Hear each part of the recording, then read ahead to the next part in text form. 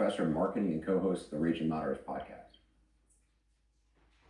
Scott, I mean, does what Elon Musk is doing make sense to you in terms of the stuff with Doge and working in these agencies? Well, it doesn't make sense from its stated goal of saving money. The Wall Street Journal came out with an analysis yesterday that said it's not going to be 60 billion in savings, that the real number is 2.7 billion. Elon Musk has taken $15 billion in subsidies and direct grants from the federal government. So just the numbers here just don't add up. It's strategically quite elegant in that I believe Doge and all the outrage over it and all of the kind of media attention is essentially a weapon of mass distraction, trying to get the American public to look away from the fact that the Trump tax cuts would add $900 billion a year in deficits. Do you think that's working?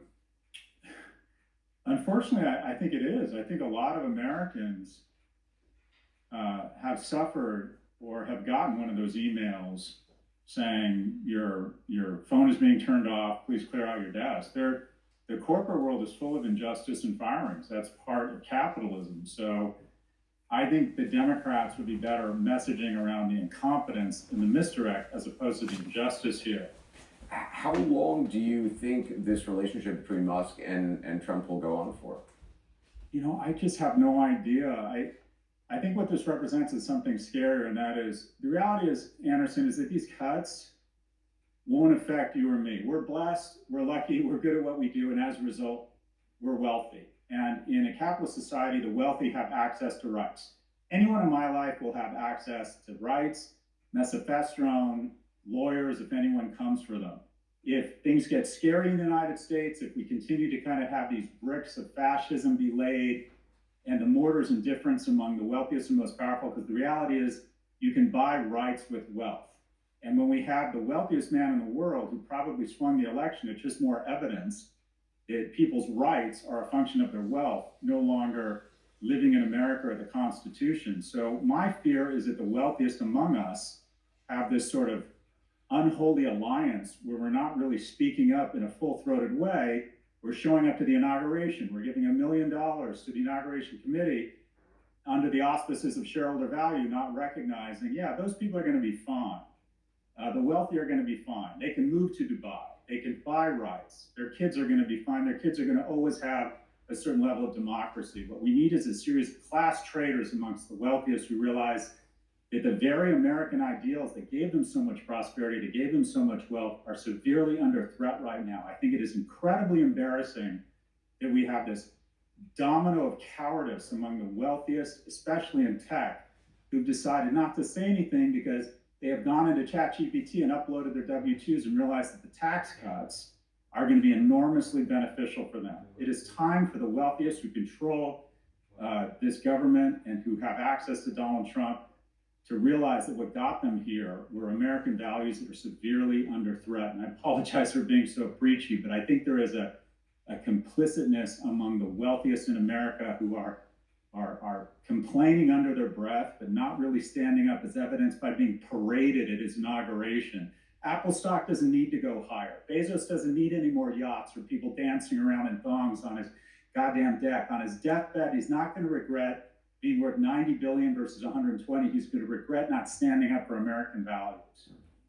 Last time we talked, you spoke of a growing kleptocracy. Have you seen any signs of that slowing? Because I don't think I have.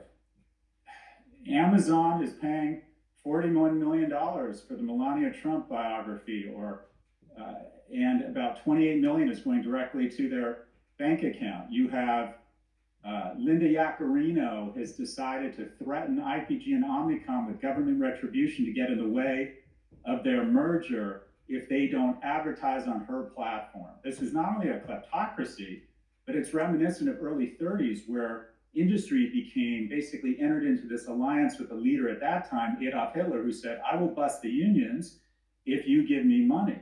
There not only needs to be a separation of church and state, there needs to be a separation of state and business.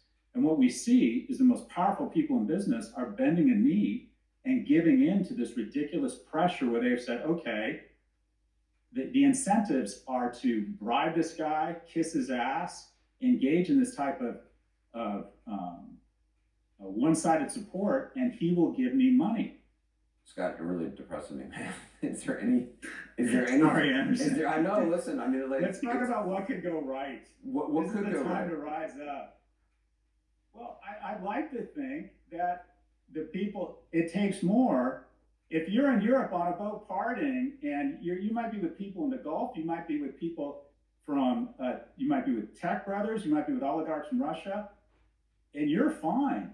But if there aren't class traders, if there aren't people who speak up from big tech and the most powerful business people who are now responsible for 2/3 of our economy and say, I am not going to engage in this type of kleptocracy, this type of pressure. I'm not going to engage in this. Enough already. Yeah, your share price might go down. You might be worth less, but I'd like to think that Americans are sort of sitting in these town halls. I'd like to think that people are recognizing that a tax cut for the rich, such that people in the greatest level of need get their medical benefits cut, that is a trade we did not sign up for. And I'd like to see, we are seeing signs of people saying, enough already, this is not what we bargained for. Republicans and Democrats don't need to come together, they need to come to the rescue. Scott Galloway, appreciate your time. Thank you. Thanks, Anderson.